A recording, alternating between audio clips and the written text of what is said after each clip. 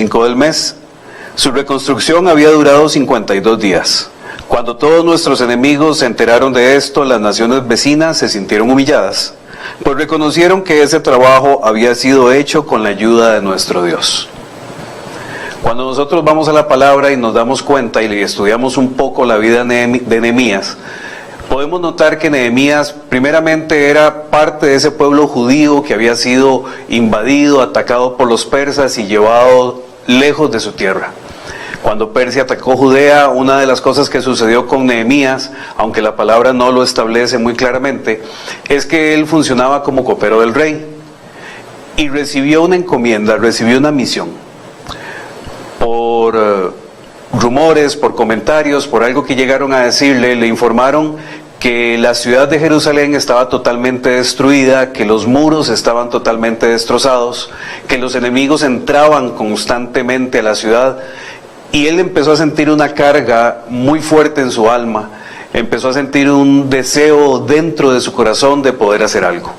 Durante todo este tiempo y en los primeros capítulos del libro de Nehemías se explica cómo él logró solicitar permiso al rey, cómo logró encaminarse hasta Jerusalén y cómo se reconstruyeron los muros. A la altura de este capítulo 6 ya los muros han sido reconstruidos. Y cuando leemos la palabra y nos fijamos puntualmente en este versículo, en estos dos versículos, podemos pensar que el proceso fue muy rápido, pero no fue un proceso rápido.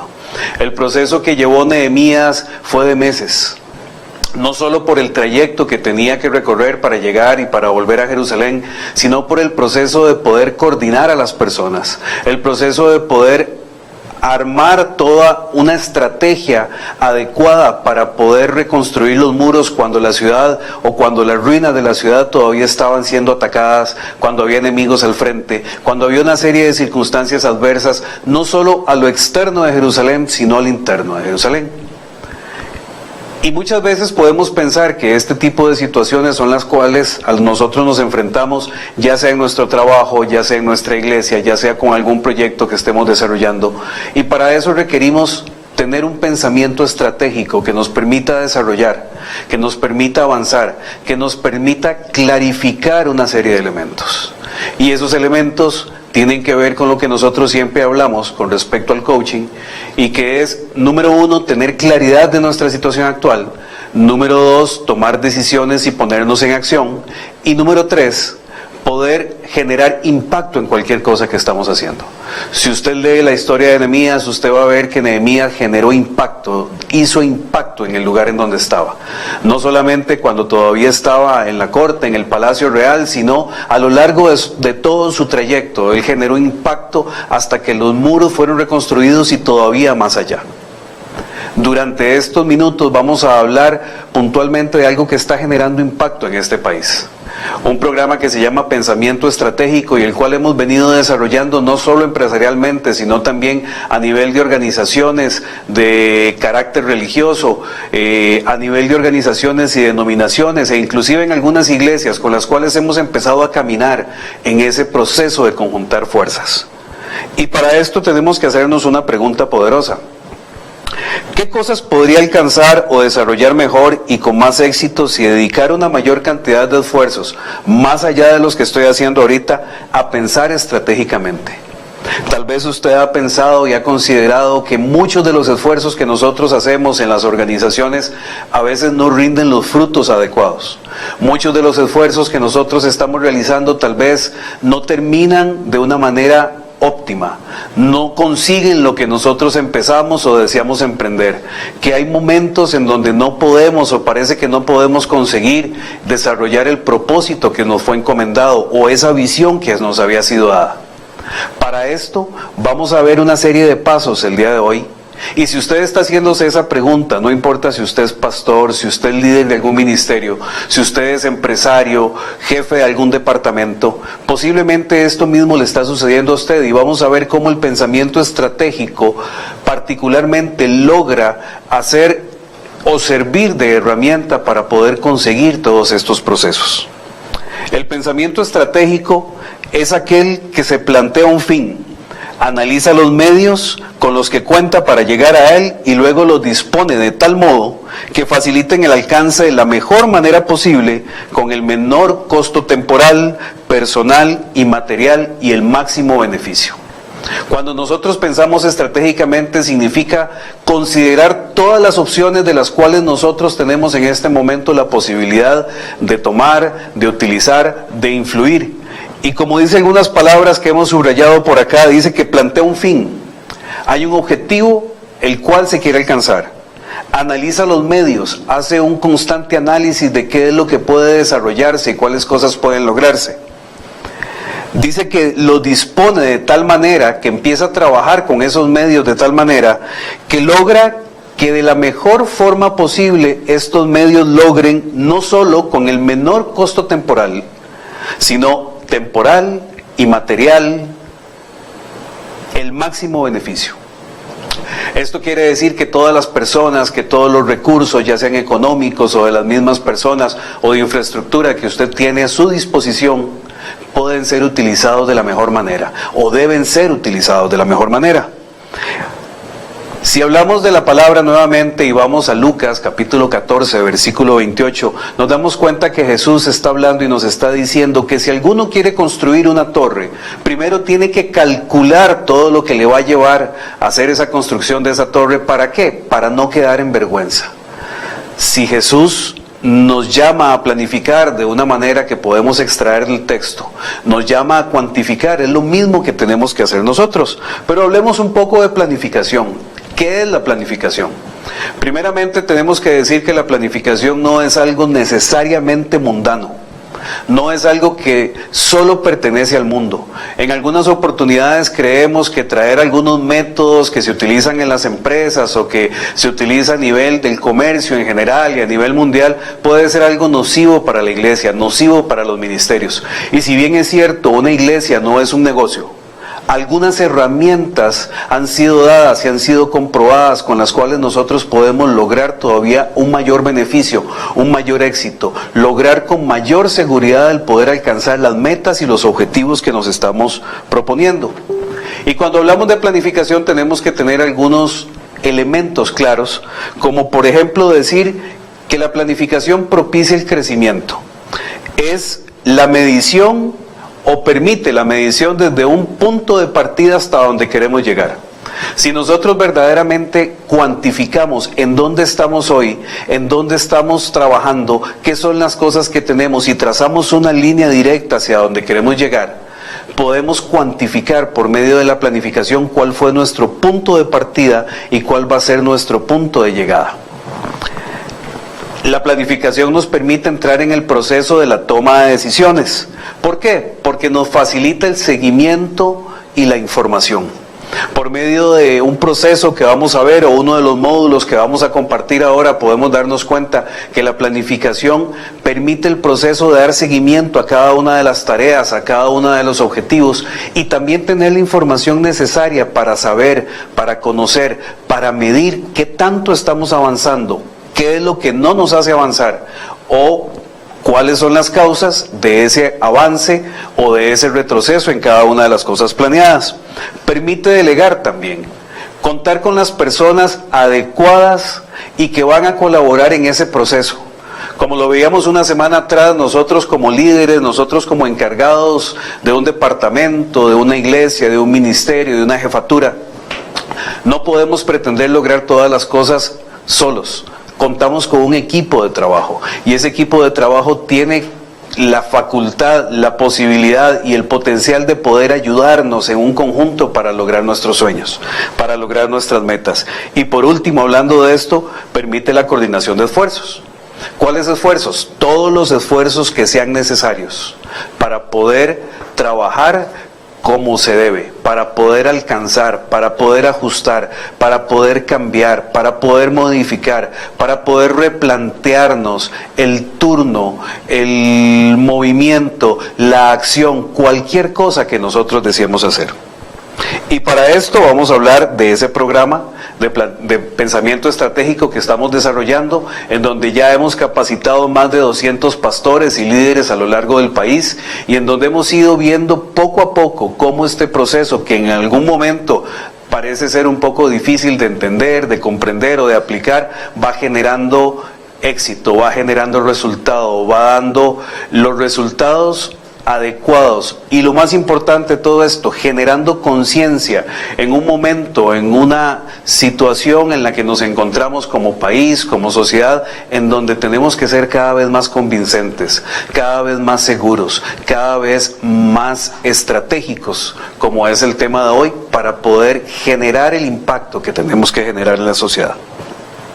De esos 9 pasos vamos a iniciar con el que es fundamental, con el más tal vez importante de todos, porque es el que dirige nuestra vida, es el que menciona y da el rumbo por el cual podemos avanzar, y es la identidad organizativa. La identidad organizativa en cualquier tipo de empresa, de emprendimiento, de ministerio, de iglesia, de proyecto, le permite a usted poder tener claro hacia dónde se dirige, cuál es el norte de su organización, cuál es el punto hacia donde usted va encaminado, hacia donde va encaminada. Y eso está compuesto por 2 elementos que tal vez hemos escuchado en alguna oportunidad, y que son la misión y la visión. Y seguidamente vamos a hablar de cuáles son los componentes o aspectos esenciales de una misión. La misión primeramente es el por qué existimos, para qué es que está esa organización constituida, por qué es que se desarrolló, cuál es la razón verdadera de ser. Y dentro de sus componentes importantes habla de un mercado hacia el cual se dirige, de un ámbito geográfico hacia el cual va a llegar o debe llegar, de los productos y servicios que está ofreciendo esa organización y cuáles son las características que le diferencian de otras. Cada vez que nosotros iniciamos un proceso de construcción, cada vez que nosotros nos planteamos la posibilidad de pensar estratégicamente, tenemos que tener la claridad necesaria de saber cuál es la misión y cuál es la visión sobre la cual está fundamentado lo que estamos haciendo. ¿Cuál es la misión y cuál es la visión sobre la cual vamos a empezar a caminar y vamos a empezar a compartir y vamos a empezar a evaluar cada una de las cosas que hacemos? El otro componente es la visión. Si la misión es por qué existimos, la visión nos habla de hacia dónde queremos llegar. La visión nos habla de hacia dónde vamos a ser o cómo vamos a ser vistos en el futuro.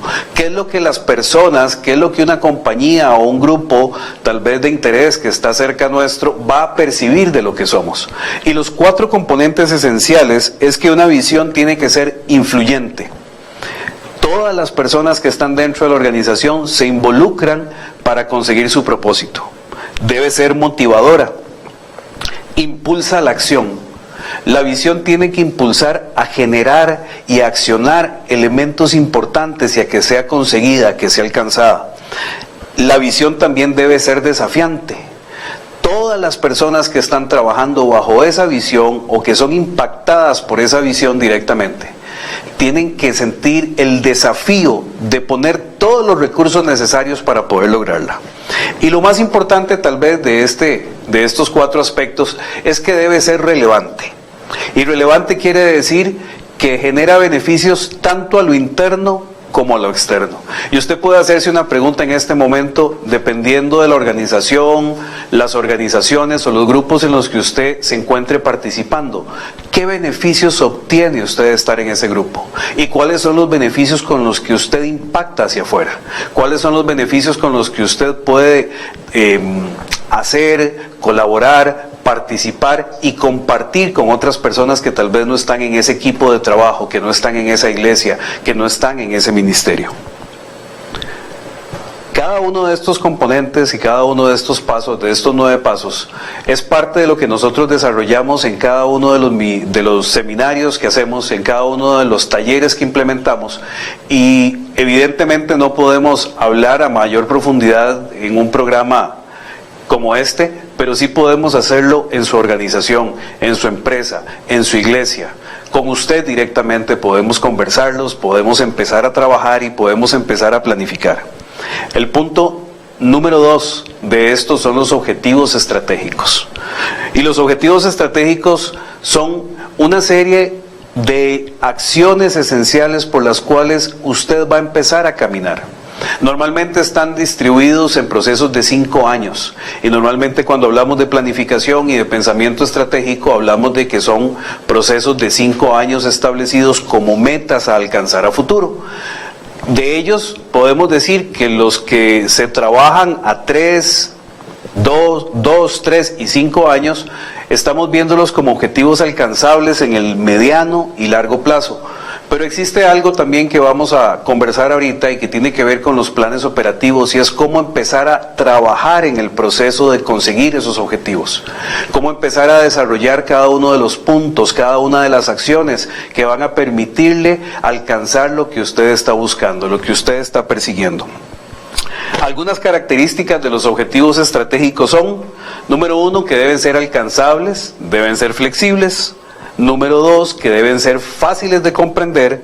Número 3, que deben estar ubicados en un horizonte temporal. Usted debe poder medir y tratar de trazar líneas con las cuales pueda decir, bueno, en tanto tiempo lo voy a alcanzar. No deben ser abstractos y tienen o deben tener la capacidad de transformarse en tareas específicas. Cuando nosotros hablamos de estrategias y actividades o proyectos, tenemos que tener la claridad de que estas actividades son las que facilitan que estos objetivos puedan ser conseguidos.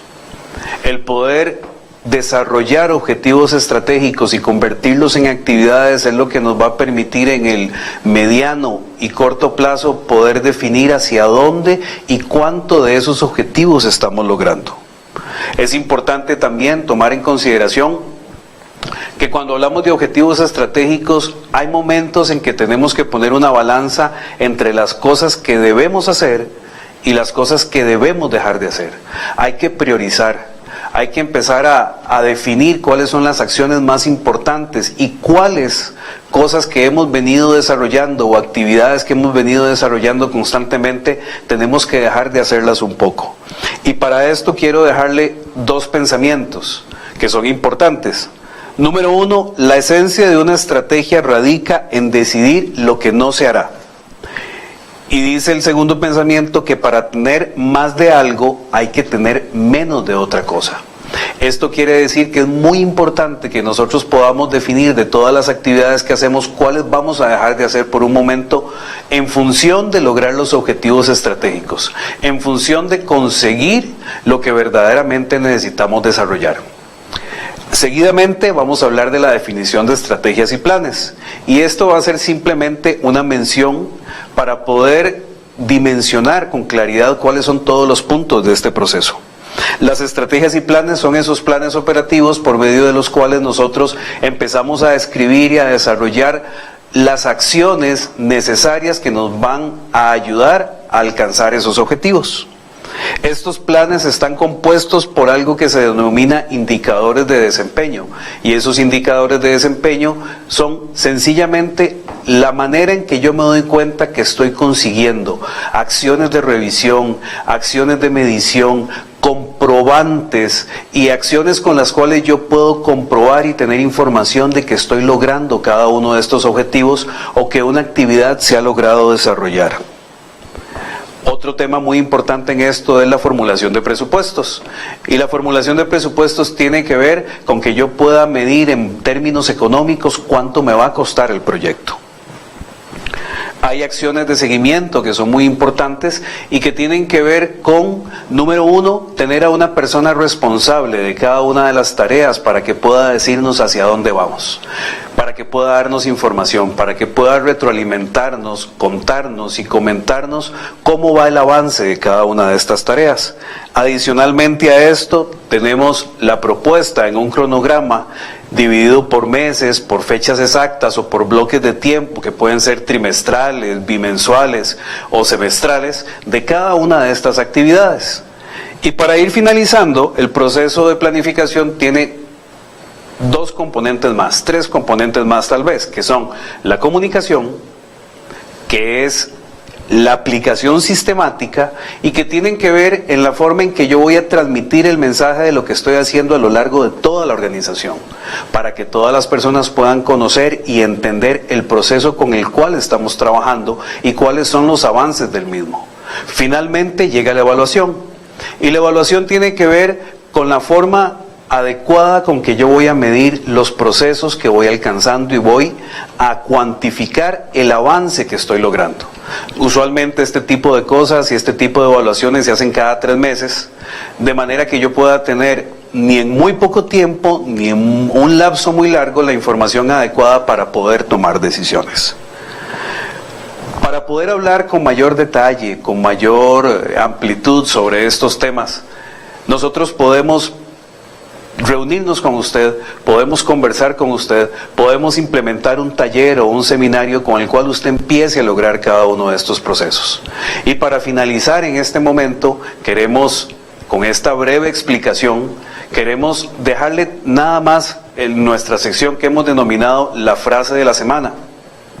Un espacio con el cual pretendemos y deseamos que usted pueda meditar, que usted pueda constantemente estar revisando y estar avanzando por medio del ejemplo de algunas personas sobre qué cosas se han hecho y cómo se han alcanzado.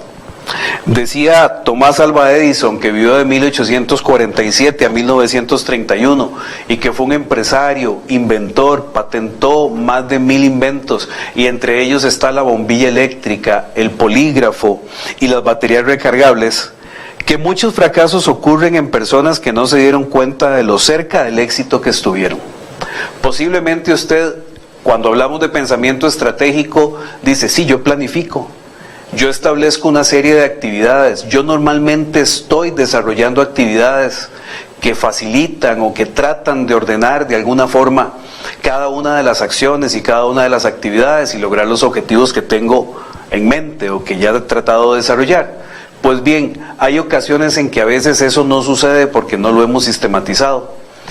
Y queríamos compartir esta frase de Tomás Alva Edison para que usted pueda saber que en muchas ocasiones tal vez pudo haber conseguido con mayor velocidad, con mayor éxito, con mayor seguridad los objetivos que usted se había planteado, pero que de repente estaba haciendo falta un poco de información, un poco de continuar, un poco de seguir adelante.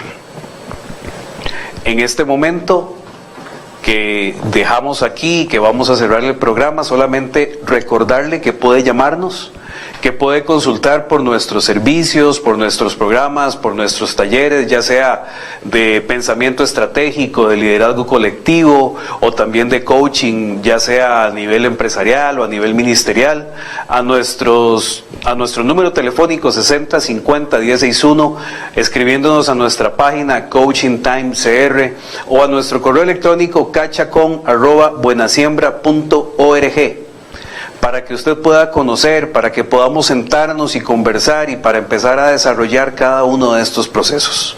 Una vez más, darle las gracias por haber estado con nosotros, por habernos acompañado en este tiempo. Nos vemos la próxima semana con un programa que yo sé y estoy seguro que va a ser de su interés.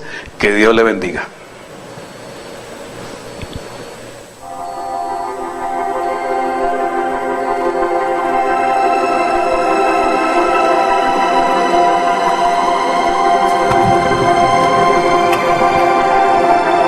Coaching Time por Smooth TV Positive Channel.